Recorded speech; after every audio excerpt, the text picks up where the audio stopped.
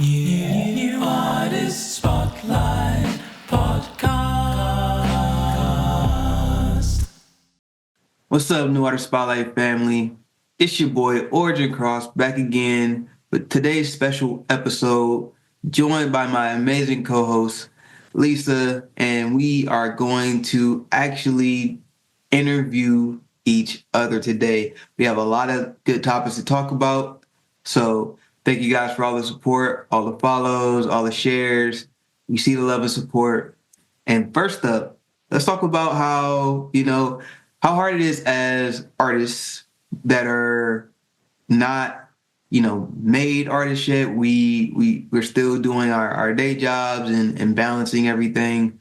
So Lisa, please, what do you think about that? How are you balancing things right now? And give us a little bit of insight into that. Yeah, actually, that would make a really good episode because I think in one way we have it harder than the singers and songwriters who have made it because they can focus solely on their work, whereas we have to balance everyday life and normal work and family. And, I don't know about you, but I don't have the money to go out and pay for a babysitter so I can spend hours in the studio and things like that.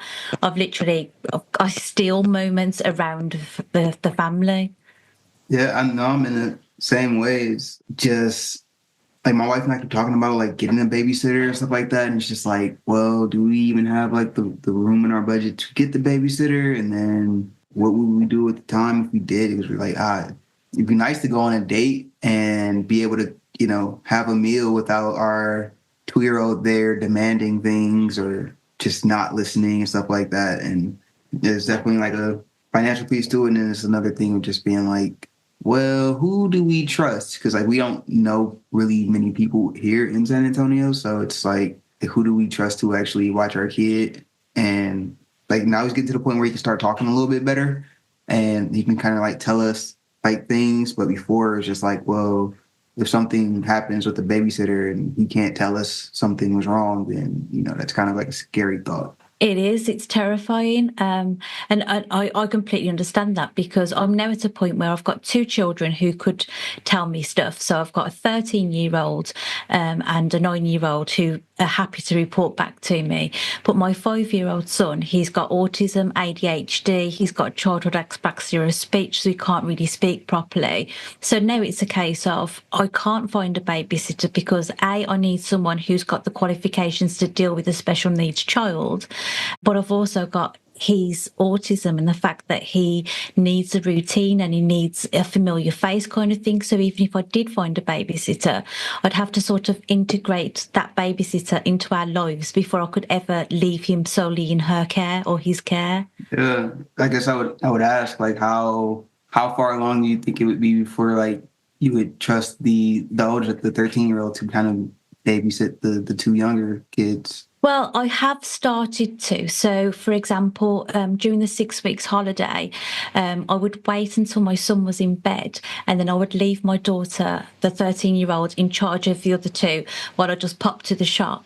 So I did that a couple of times and was literally gone like half an hour to an hour. And then in September, the start of September, just before they were due to go back to school, I thought, I'll take them to a trampoline park. That'll be fun. Mm-hmm. And then 15 minutes after we got there, I broke my foot. So we stayed for the rest of the hour because I was like, I've paid for it, so we're getting our money's worth. And then I just sort of hobbled around for the rest of the day, put my son to bed, and then took myself up to the hospital. And that's the longest I've ever left my daughter alone with the other 2. And to be fair, she was fantastic. And I've got cameras in the house, so I can sort of spy on them a little bit to make sure everything's going okay and no one set the house on fire or anything like that. But I think I'm a warrior. I always think like the worst possible scenario, which doesn't help in terms of leaving the children in anyone's care, let alone a 13-year-old. Yeah, I hear that. And plus, she's a typical 13-year-old. She's so engrossed in her phone, the whole house could have tore down in a tornado and she wouldn't notice unless it interrupted her TikToking or a WhatsApp or a YouTube or something like that. Yeah, as long as the Wi-Fi is still on, she's good to go. Exactly, yes. So it's tricky, and you look at other artists and you think, oh crikey, you know what, I need to up my game. I need to get back in the game and do something, put something out there. But it's difficult when you don't want to put anything subpar out. You want to do a good job. You want to create something that means something to you. You don't just want to do something quickly. So you know, it's a real balancing act between, do I just put something out there and just crack on with it, or do I take my time and just risk people sort of forgetting who I am? And I know some artists take the position of, I don't want to lose momentum, so I'm just going to put something out there. Whereas I take the stance of, I'm only going to put something out there if I'm actually happy with the quality of it. Yeah, no, I'm a bit of both actually, because I like the thing that kind of gets me about other artists is when they will like hoard the music that they make. And so they may have a lot of music or just a little bit of music, but they just won't put it out. And then they kind of get to the point of, well, I used to love this song and I was going to put it out, but now I feel like I'm in a different place. And so then the music never gets out. So I kind of got to a place where I'm like, and this was during the pandemic. So this was when I had nothing but time and no kid. I would put out a song like every month while at the same time I was working on my last project. So I was constantly recording, constantly like making music, but I was like always putting something out. And I felt like it was quality, but you know, looking back, every song wasn't as good as every other song. But there's definitely like a part that's like, I don't want to just, so I could come in here, like take like half a day off of work and record a whole song, like write and record a whole song, or basically freestyle the song, like never write anything down and just do it off the top of my head and then go back and like try to like do like a double of it and then get it to where I think it's decent and send it to somebody to mix it. And like I could do that, but I'm not sure I'd be happy with that. So it's just kind of like, well, do I go take this time to go do something halfway and may not like what it will end up? Or I could take a nap, and I'll usually opt for the nap because I'm like, well, a nap has never disappointed me. Yes. No, I'm completely with you on that one. The nap is always needed. My son very rarely sleeps through it at the night. So I was talking to my friend the other day, and I was like, actually can't remember the last time I got like my full 4 hour REM cycle. So no, I'm with you on the naps all the way. And I also find that I get distracted. So, for example, I've got tons of lyrics, because my process is I write the lyrics first, and then as I'm writing the lyrics, the melody sort of comes to me, with some few exceptions. So I'll start working on the music for one of my set of lyrics, and then I'll be like, oh, actually, you know what? Now I feel like I'm in the mood to do that set of lyrics instead. So I've got a lot of like things that I've sort of picked up, started, and then put back down. And I don't know if that's my way of sort of not putting anything out because I'm too scared to, or something. I don't know. Maybe it's like a self-fulfilling prophecy type thing where you know you can't fail if you don't actually finish something and put it out there. Yeah, I hear that. That's not one I typically struggle with because I'm kind of like I'm gonna do this until I finish it. It's just kind of how I am about life in general. Like I can't stop until it's done. So I probably have that benefit of I'm gonna get through it and then I'll decide if I'm happy with what happens when I'm done. But I'm gonna do it as best I can right now. It's like a lot of artists that I've worked with and stuff, they'll come and they'll be like, oh, well, I have a song with like an open verse and maybe you would be good on it. And I'm just like, how do you have a song with an open verse? Like you there was a whole beat there. You just chose to not finish.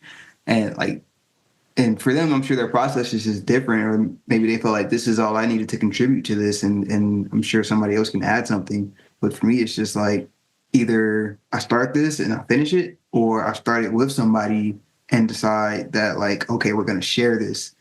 But I've never like written like 2/3 of a song or like half a song and was like, yeah, we'll see, you know, what happens with the rest of it.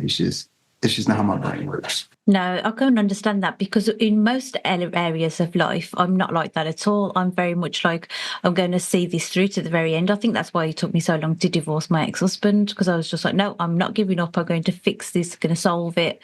I think it's just when it comes to music, I think I'm my own worst enemy in some respects, because I've got quite high standards of other people, and I hate hearing sort of reproduced things like songs. You know, I'll hear a song and I think, God, that sounds exactly like that song by so and so. So I think I've got a really high expectations, and I'm not sure that I've got the abilities to see those expectations through. So I think that that's something I potentially need to work on, is just having that sort of confidence.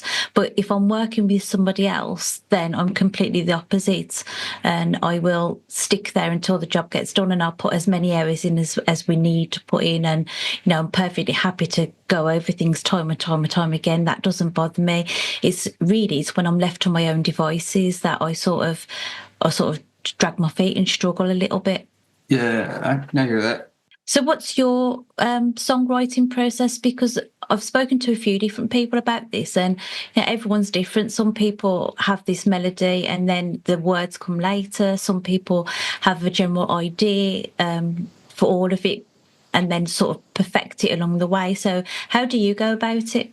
So before I answer that, I just wanted to ask, because you mentioned you come up with your lyrics first and then you kind of put the music to it. So like, how do you play specific instruments, or do you like work with other people to get the production? Like, how do you like basically bring the whole thing so that the production matches what you're writing? Typically, what I'll do is I do play drums. I'm self-learning guitar, and I do also play a bit of keyboard. My problem is I had instrumental lessons all the way through my childhood until I was 17, and then I stopped playing when I was 17, and I literally picked it up just after sort of me and my ex-husband broke up, and I just needed to get sort of that part of myself back. So I'm not very good at any of those instruments anymore. I'll need to sort of get rid of the bad habits and get back into it. So with my other tracks, I've been working with a musician by the name of Chris Fowler, who is he's a lifetime musician. So he's one of those people who has got hundreds of songs in his bank. And like I sang one for him not long ago.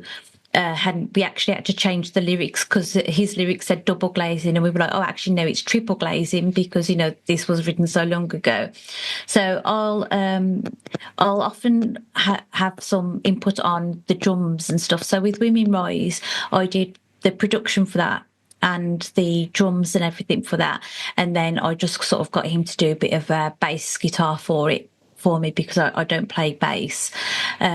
And I don't ever use a production team because I've just never been able to afford it. So it's either a case of Chris has produced it for me or I've produced it myself, sort of trying to teach myself how to do that because I don't have any kind of production skills or experience.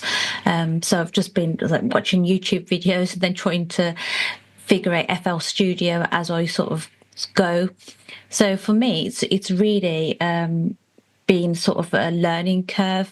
And if I'm honest, I never really intended to release music. It was more of a case of I've got a good following on Twitter, now X, and people were tagging me as a musician. And because I'd done a couple of covers of songs, and not well either, not good covers, but people were tagging me as a musician, and I kind of felt like a bit of a fraud. You know, people were reading my lyrics and saying, "Oh, you should produce this into a song." So. And I had a few different musicians reach out to me wanting to collaborate. So I eventually just sort of took the plunge and started working with Chris because he's quite close to me and he got a good portfolio. So he got that experience under his belt. Yeah. So as for me, so really when I started off as just, I don't know, I would write raps. And that's pretty much all I did. I have a piece of paper and a pencil and I would write raps. And I had a notebook full of raps, and that's all I did. And then around 8th grade, I met my cousin in the weirdest way. We were at school and we had class together, And he asked me, he was like, "What's your last name?" I told him my last name, and he goes, "Dude, I think we're related." And then he goes and like talks to his grandma, talks to my dad, and then they like have a conversation. And I guess they're like naming people and like trying to say like, are we actually related? I don't know where that conversation ended up, but we decided that we're cousins. And so he was a singer. And you actually mentioned like things sounding like being like reproduced and stuff. And so he kind of got me to the point of like, okay, well, we can make music. We can actually like make songs. And then when we were starting out, he would like record stuff, and I'm like, but dude, this is your lyrics to a Chris Brown melody. Like this, I'm like, I know you wrote it, but it sounds exactly like this song or that song or this song from Disney. And he'd be like, no, it doesn't. I'm like, yes, it does. Like, listen to it.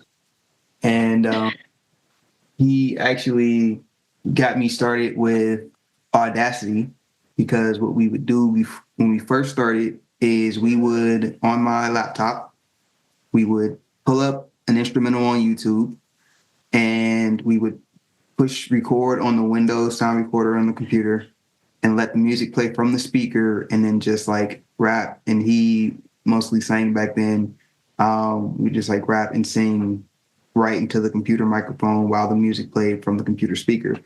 And safe to say that was not quality music. And he, I guess, found out about this program called Audacity. And then that's like I don't know if you're familiar with it, but if anybody's not, it's Yeah. the entry level audio recording software. Like it's free, but it has like everything you like in theory need to get started. You can do some mixing in it. You can, you know. And so we started recording on Audacity, and we recorded just anytime we were together. Just we would go to the McDonald's because they had Wi-Fi there, and we would go and we would find instrumentals we liked on YouTube, and we download them. And then we would go home and we would just like start recording songs to those instrumentals. And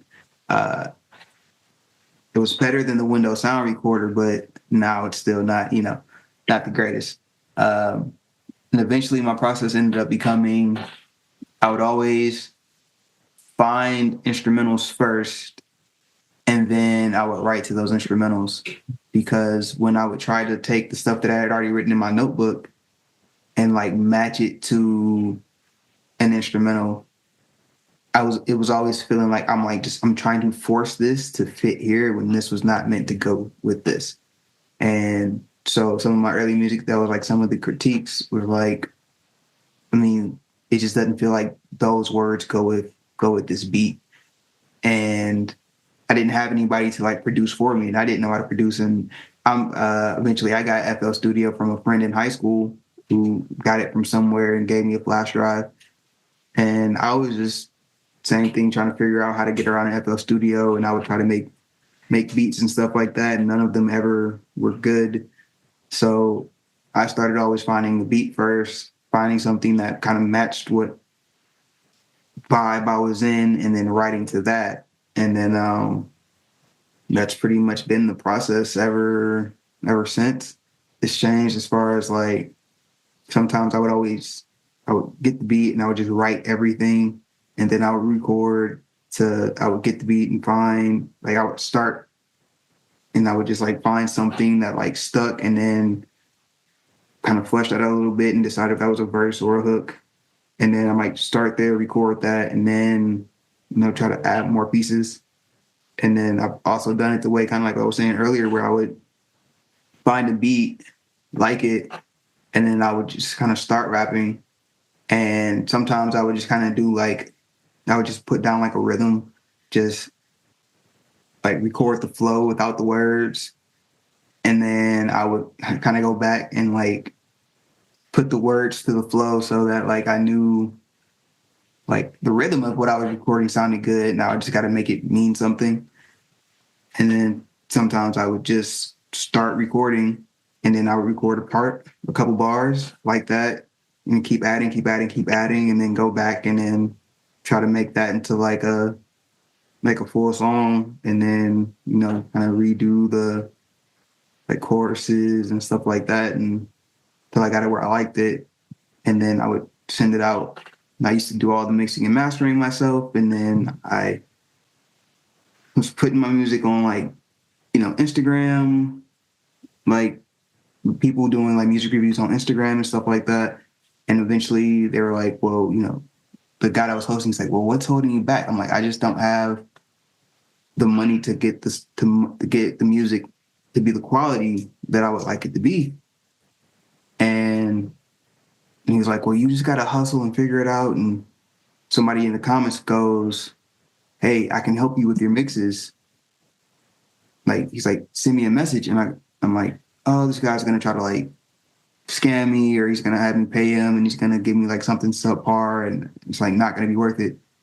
And so I asked him like, well, how much are you charging? And he's like, well, for the first few, and he gave like this really good rate. It was like $25 or $50 for like mix and master, and if they needed like vocal processing and like a bunch of extra stuff, it would be like $50. And then eventually it went up a little bit to like the full price, and it was still reasonable, and he was actually giving me like really good quality. So that became the process. I would find a beat, I would write to it, record it, and I would probably record one day and then go back the next day and record it like better.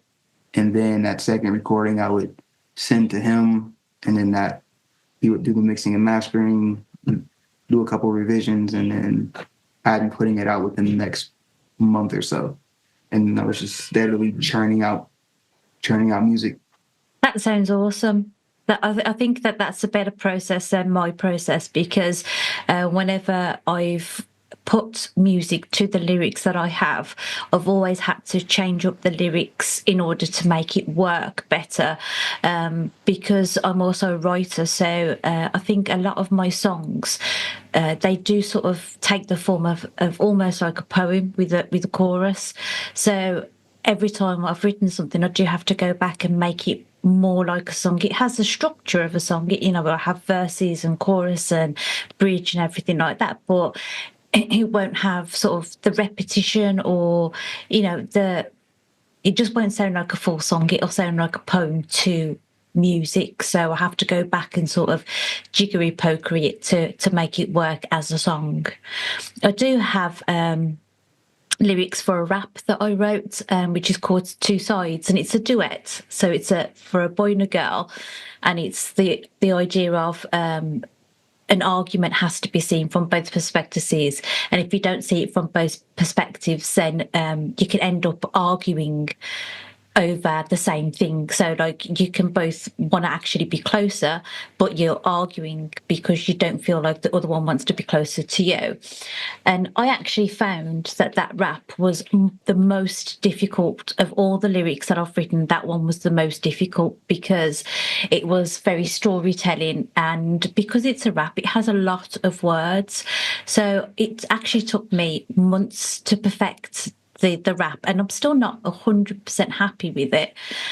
Whereas I've written like 4 or 5 sets of lyrics in the time that it took me to write that one rap. So I take my hats off for you for doing raps, because I love them. I love rap music, but in terms of writing it, I think it's much more difficult to write the lyrics for a rap song than it is to write the lyrics for just a pop song or something like that. I think it's based on what the individual is geared to, because like when I was little, I actually wanted to be a singer until I realized I don't have a voice to be a singer. And I'm like, well, I could rap, I'm sure. And then I can just, because it's a skill set, you can just kind of like work on it and get better at it and be a good rapper because you worked on it. Whereas singing, you can get better at singing, but there's people who are just naturally good at it. All right. And so for me, when I think about like writing just like R&B or pop, just like songs, I'm kind of like, my mind is geared to the rhythm of like writing hip hop. So I'm like, how do you write the lyrics to a song and like get the rhythm to be right, because, you know, like when I listen to songs, I'm like, well, I couldn't write this because like when it's a rap, it's like you're more or less breaking down bars. You're putting syllables in a place where it's kind of like you can kind of think of it as additional percussion on top of what you're doing. And that's why I can like write a song by starting off with the flow first and then going back and then adding the words, because the flow is kind of just, you know, how your words are going to mesh with the beat. But when you're just singing and you're holding out notes, then like if you're holding it out for a couple of notes or a bar, or and like you're not like always landing kind of at the same place, and there's like more space and stuff like that. And I'm like, I wouldn't know how to navigate super well with that much space. Yet I'm so used to trying to say, well, one, even when I write raps, they're wordy, and I have to go back and try to like, I don't know, make it less dense.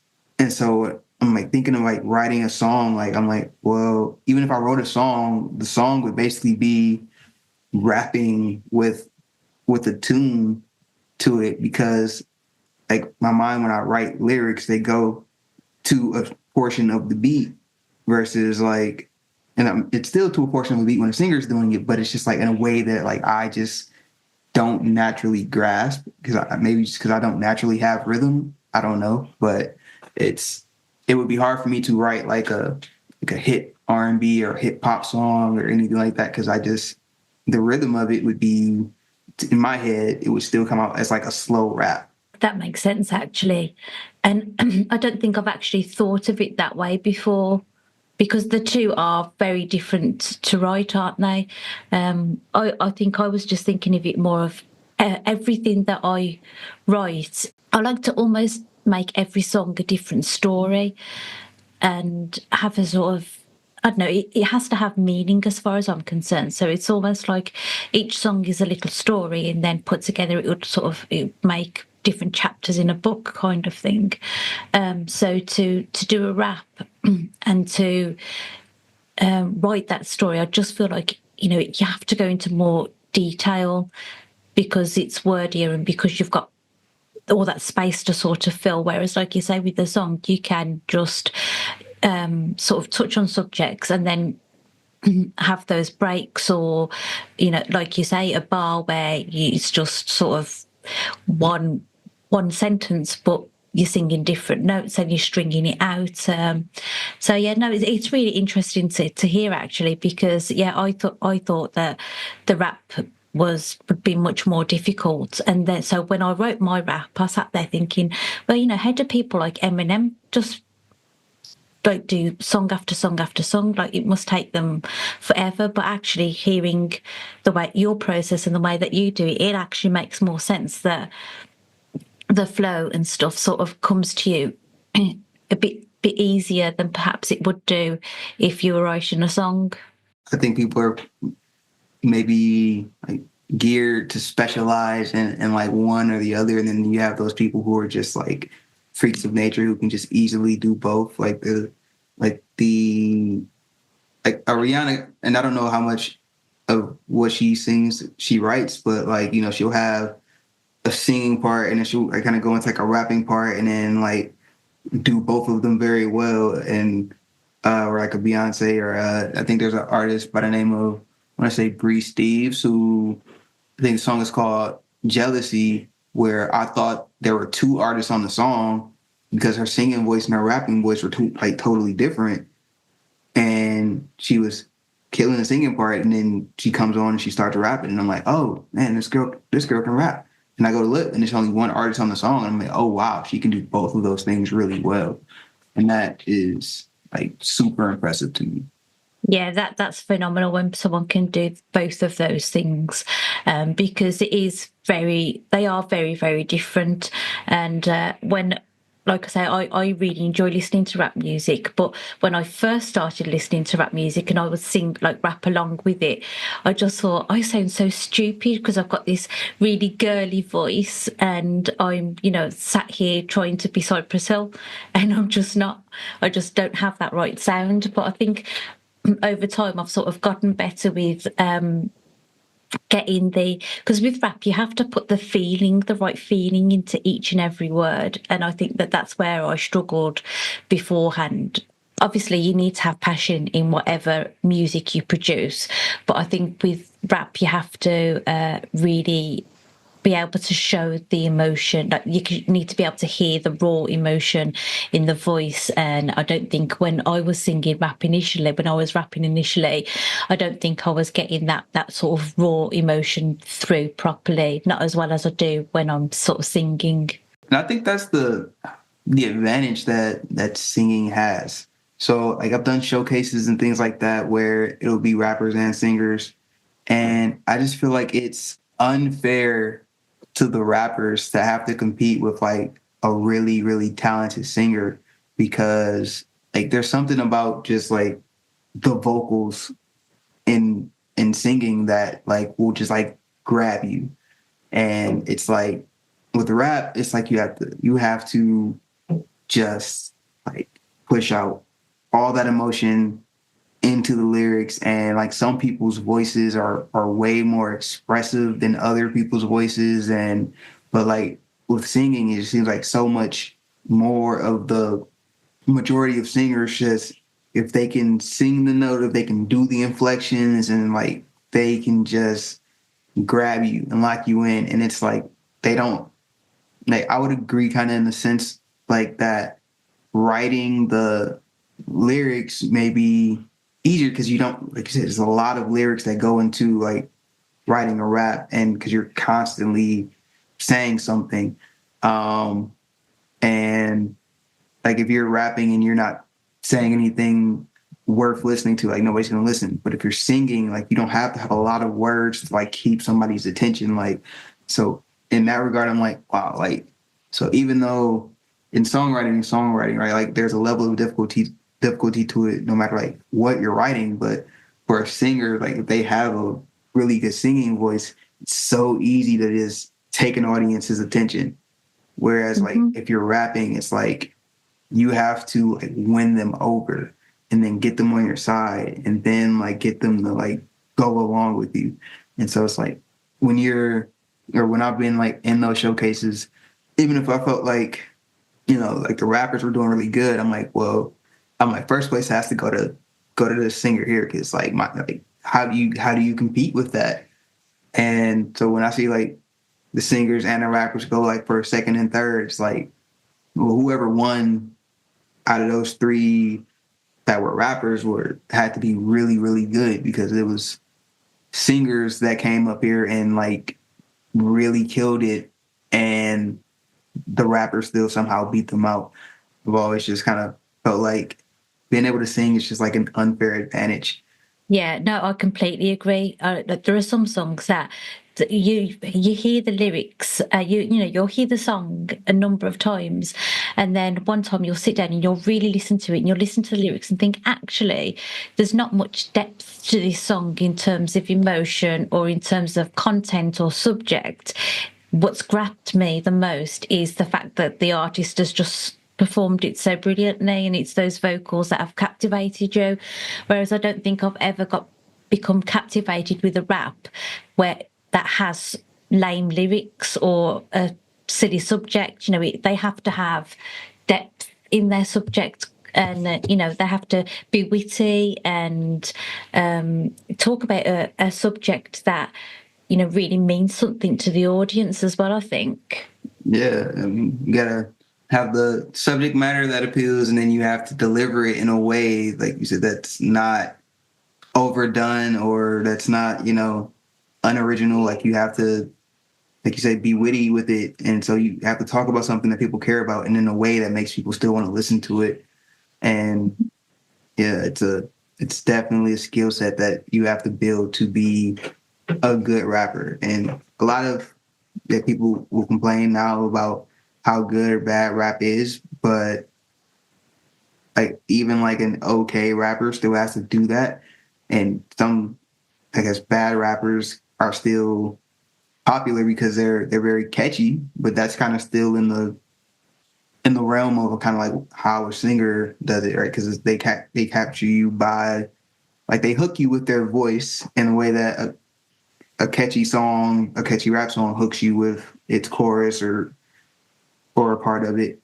So Mhm. it's I kind of feel like the most important part of a song, whatever the genre is the hook. That in whether it's literally the chorus of the song or it's like a chant or something like that, there's some part of it that hooks the listener and makes them want to stick around. Whereas and like as a rapper, you have to figure out how to write that. And as a singer, you could just figure out how to deliver the same lyric in a certain way that makes that earworm, you know. Yeah, exactly. Yeah, because like you say, a singer they can take pretty much any line and deliver it in such a way where it does become just really catchy and sort of sticks in your head. Whereas, like you say, a rapper, they have to have a good catchy line to start with and then deliver it in a catchy sort of way. I think rap lyrics are kind of subjective when you kind of talk about like good and bad, because I feel like two artists could, like in theory, write the same lyrics, but depending on who's saying them and how they say it is what makes it good or not. Because I feel like there's probably some people that could deliver Eminem lyrics and it would be like, why though? Like that's not good. But then when Eminem does it his way, putting the emphasis on the right parts and with the inflection and the emotion, and he delivers it, and it's like, oh yeah, this is a masterpiece. Yeah, and I think the way that he delivers it as well, there's a lot of imagery there, so it's sort of you can see it's sort of the story that he's trying to tell, and he's got little lines that are quite clever, like how he says, staring at the window. I guess that's why they call it window pane. And Uh, you're like, oh, actually, I'd never even put those two together. That pane of glass, pain as in emotion. I'd never even thought of putting those two things together, but actually when he says it, that's always sort of it's little lines like that really stand out to me. And I think that a lot of my favourite rap songs have actually got little one-liners like that where I just think, oh, that's brilliant, I love that, I wish I'd written that. yeah, no, I totally agree. Have you ever rap battled? Because that is something I could never do. I just don't have the skill set for it. But I was watching 8 Mile, and I don't know if you've seen the special features on 8 Mile, and they've got this rap battle between some of the extras, and they have like a competition to see who could get like a bigger part in the movie or something like that. And the rap battle scenes that they do between all these extras are just phenomenal. And I just sort of sit there thinking, I don't know how you come up with such genius like slates and put downs on the spot to music. It's just it blows my mind every single time I watch it. So the only rap battles I've ever had have been like elementary, middle school, high school, like in a classroom when like the teacher is out, or it's just like, all right, well, I don't know. Realistically, the teacher probably came in with a hangover or something like that. And they're like, you know what, you guys just do whatever you want to do today. I don't have the energy. And so like I would like do rap battles like that, or like at the lunch table. But like as far as anything like more impressive than that, I haven't. I do it in my head a lot, but like never like in front of people or with or against people. I don't think I really have the skill set for it either. Like especially like the people that do it like freestyle and they really think of it in a moment. Like I know there's a lot of battles where um like you know who your opponent is, like in the leagues, like you know who your opponent is. And so like you've already kind of thought of what you're gonna say. And so like I could probably do that if it was like, well, I know this person, I can figure out their history and find stuff to talk about them. But to just like walk up and just freestyle and have to like do it in real time, I don't think I could. I still think you'd beat me in a rap battle, definitely. I'm just useless at them, so you definitely beat me. Well, one day we're gonna have to do it. Maybe there'll be a special episode. I'll start writing now, then I'll start preparing for it now. I'll need you to send me a list of all the bad things that's happened in your life, though, all the things that you've messed up on. Just send that across so I can get started. Say something like, I don't do battle rap, and I'm really probably bad at this, but you didn't do good in school because you didn't take calculus. I don't know. I'll ask my kids. I know my kids have got a lot of put downs. Like one of them said to me earlier, they said, Mum, say to me, are you talking back? So I said, are you talking back? And she was like, yeah, that's how a conversation works. Yeah, kids are good at that. That's just Yeah. like, are you getting smart with me? I would hope so. Why am I going to school otherwise? Like, It makes it really difficult to argue with them because they do outsmart me sometimes, or they'll say something and I want to be angry with them, but it was just so clever and quick that I end up just laughing at them. yeah. But did you say your daughter's 2? Oh, I got a son, but yeah, he's 2. He'll be 3. He'll be 3 in March. Oh, so you've got all of this to come then. I've got a 13-year-old teenager who's had a teenage attitude for the last 2-3 years. So you've got all that to enjoy. I mean, it's kind of interesting what his attitude will be when he's 13 because he kind of has a teenage attitude now. Like he's really strong into that no phase, and he'll even at this point he'll say no to things that's like at his own detriment. Like he'll already be saying no about other stuff. Like, Adrian, put your shoes on. No. Do you want to go to the park? No. Wait. And it's like, yeah, you're just saying no. You want to go to the park, so you have to put your shoes on. Oh, that's brilliant when they just start saying no to everything. It's not when you're going through it, but later you sort of look back and you think, oh, it's just crazy how, like you say, they would just say no to absolutely anything, even if it's something that they actually want. So, do you want chocolate? No. Okay, well, I offered. Yeah, and then they'll get mad, like why didn't you give me the chocolate? Said no. Children. We could probably write a ton of songs about them alone. Oh, I can write a couple diss tracks about my own son. That's the battle I'd be ready for.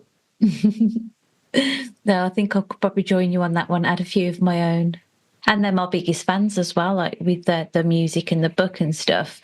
They are my biggest fans. So like my daughter, she will go to school and she's told her school friends about my music, and then they started playing my music in class. And then I've got all these kids coming out of school going, oh, I really like your music. It's really good. I really enjoy it. And like they're singing my lyrics to me. And it's just, they're only kids. It doesn't mean anything. It doesn't make me famous or anything like that. But it's just amazing that, I've got this little fan base of 9-year-old children singing my songs at me. Yeah, no, that's amazing. Like I remember when I would play my music for my son when he was like a newborn and he just didn't react. I'm like, oh, well, maybe I just suck. And then I remember playing it in the car and then like catching a view of him in the mirror and he's like nodding his head to it. And I'm like, yes. Validation. Yep. It's awesome. It really is. And I think that's why I've sort of taken to the music that I have been doing, because they've recently started listening to sort of my sort of music. So they started listening to things like Eminem and things like that. But up until this point, we've had Disney music and Little Mix and One Direction and all the typical musicians that you would expect children to listen to. So I think that's why I started doing the music that I did, so that it's more in line with the kind of music that they would listen to. Whereas now they're getting a bit older, and now I think I can shake things up a little bit more. Yeah. Mm-hmm. That's cool. Cool that you're doing that. Mm-hmm. All right. I'll let you go. We're about to get cut off anyway. So, all right. I'll talk to you a little later. Okay. Talk to you later. Enjoy the rest of your day. You too. Bye. New artist spot.